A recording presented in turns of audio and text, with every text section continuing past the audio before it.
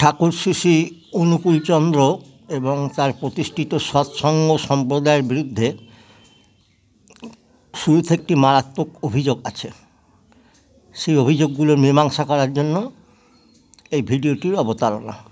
প্রথম অভিযোগ যে ওনাকে বলা হচ্ছে পুরুষোত্তম। পুরুষোত্তম মানে ভগবান আর কি, সাক্ষাৎ ভগবান তিনি অনুকূল ঠাকুর রূপ নিয়ে এসেছেন।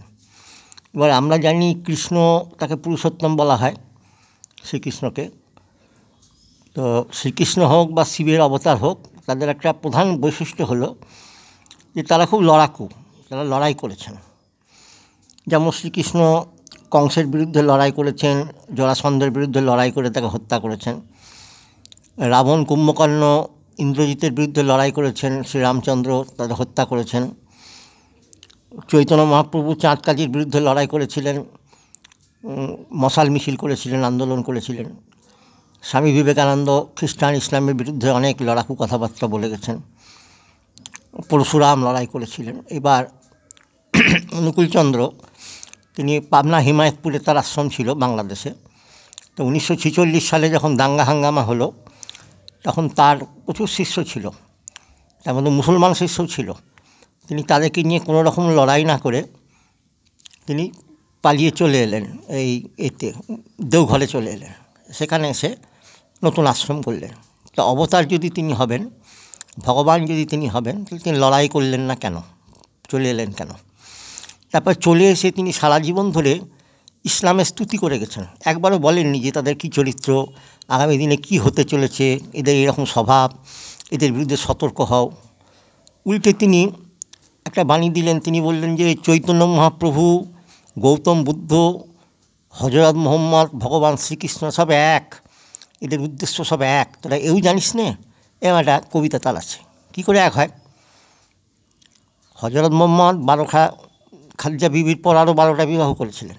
আর চৈতন্য মহাপ্রভু নিজের যুবতী স্ত্রী ছেড়ে চলে গেলেন ধর্মপ্রচারের জন্য। গৌতম বুদ্ধ যুবতী স্ত্রী ছেড়ে চলে গেলেন ধর্মপ্রচারের জন্য। কী করে এক হয়? আর অজস্র মঠ মন্দির ধ্বংস করেছেন হজরত মোহাম্মদ আর তার শিষ্যরা। কী করে এক হয়? উনি বারবার বোঝাচ্ছেন এক। শুধু তাই না, উনি একটা গ্রন্থ লিখেছেন, তার নাম রসুল গীতা। রসুল মানে হজরত মোহাম্মদকে রসুল বলা হয়। তো রসুল গীতা লিখলে তো ইসলামের সুবিধা হয়ে যাবে তাদের, আরও তাদের যদি প্রশংসা করা হয় সুবিধা হয়ে যাবে। তিনি সনাতন ধর্মে হয়ে লড়ছেন না সনাতন ধর্মের বিপক্ষে আছেন, সেটা তো বোঝাই যাচ্ছে না তার কথাবার্তা শুনে। এই অভিযোগ। এবার আর একটা অভিযোগ যে তিনি যদি ভগবান হবেন তাহলে পাগল হয়ে গেলেন কেন? উনি শেষ জীবনে সম্পূর্ণ পাগল হয়ে গেছিলেন। একটা ছোট্ট ঘরে তার সন্তানরা তাকে বন্দি করে রেখে দিয়েছিল।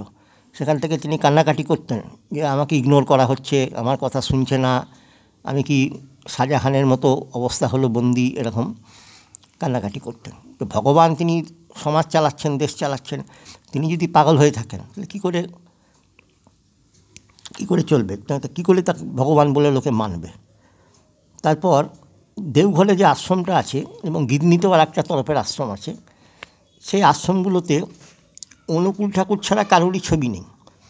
এই একই জিনিস আবার ওই জগৎবন্ধু প্রভুর ডাহাপালা ধামেও আছে অবশ্য।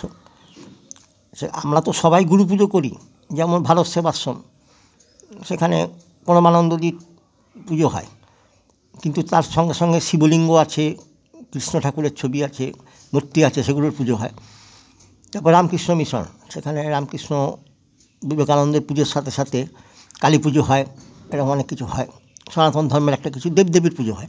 গুরু পুজোর সাথে সাথে দেবদেবীর পুজো করা সনাতন ধর্মের বৈশিষ্ট্য। ওনাদের তো কিছুই নেই, কোনো রকম দেবদেবীর পুজোই করেন না। এবার কিছু সৎসঙ্গী ব্যক্তিগতভাবে করেন, সেটা খুব ভালো। আমি অন্য সৎসঙ্গীদের অনুরোধ করব তারাও এরকম নানা রকমের পুজো করুন, নাহলে আমরা হিন্দু সমাজের সাথে সৎসঙ্গকে এক করে দেখতে পারবো না। তাহলে আক্রমণ যখন হবে, তখন এই অহিংস থেকে তো কোনো লাভ হচ্ছে না আমাদের। তখন হিন্দু সমাজকে রক্ষা, যেহেতু অনুকূল ঠাকুর প্রতি আক্রমণ করেননি, তিনি শুধু প্রেম ভক্তি ভালোবাসার কাজ করে গেছেন। এখন যত ঠাকুর এসেছিল তার সকলেরই প্রেম ভক্তি ভালোবাসা ছিল, তার সাথে সাথে তারা লড়াইও করেছেন প্রয়োজন হলে। তাই অনুকূল ঠাকুরের সৎসঙ্গীদের বলবো যে অনুকূল ঠাকুরই কৃষ্ণকে সৃষ্টি করেছেন, রামকে সৃষ্টি করেছেন, দুর্গাকে সৃষ্টি করেছেন, এসব মিথ্যে তথ্য দিয়ে মানুষকে চটাবেন না আপনাদের বিরুদ্ধে। আর যেসব সংগঠনগুলো হিন্দুদের হয়ে লড়াই করে, যথা বিশ্ব হিন্দু পরিষদ, ভারত সেবাশ্রম সংঘ, রাষ্ট্রীয় স্বয়ংসেবক সংঘ, এদের সঙ্গে থাকুন, এদের মিছিল মিটিংয়ে থাকুন, এদের ট্রেনিং নিন এবং সনাতন ধর্মের সঙ্গে একাত্ম হন। শুধু গুরু পুজো করলে, অন্য দেবদেবীর পুজো একদম বাদ দিয়ে দিলে মানুষ আপনাদের বিরুদ্ধে খারাপ ভাবছে। এখন সৎসঙ্গীদের সংখ্যা তো কম না, এই যে আচরণটা, এটা কিন্তু সৎসঙ্গের মতো আচরণ হচ্ছে না। সৎ মানে ভালো আচরণ। আমি যদি মিথ্যে কথা প্রচার করি কারোর পক্ষে,